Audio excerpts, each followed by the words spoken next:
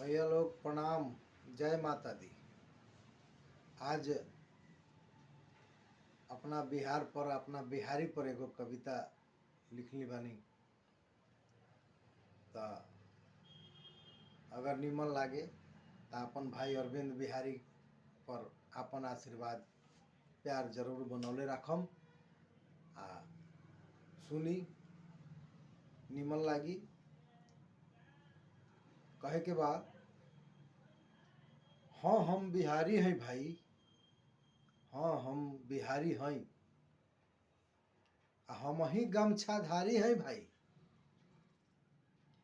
आई गमछा के गुण जे जनब, अपने दांते अंगुरी खनब।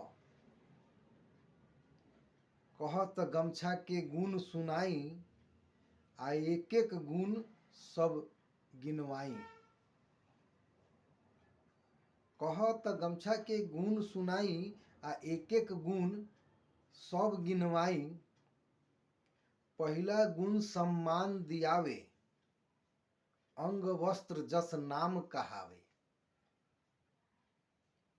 दोसर गुण के बात का कहीं, हाथ मुंह सब पोछत रही। आ तेसर गुण नेहाय के बेरिया, आ पानी पोछ सुखाव देहिया। चौथा गुण बिछा के बैठ, पांचवा बिछाव ओठंगा ऐठ। चौथा गुण बिछा के बैठ, पांचवा बिछाव ओठंगा ऐठ। आ छठा गुण बिछाल बिछौना, आ सातवां गुण बनाल ओढ़ना। आठवां गर्मी से मुंह बचावे, आ नौवां ठंडी में मुरेठा बनावे। दसवां गुण का कहीं भैया, दसवां गुण का कहीं भैया, कीने में लागे कम रुपैया।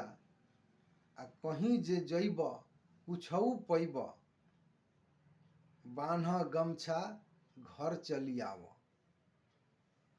और केतना गुण बताई, इतना गुण पर बलिहारी जाई।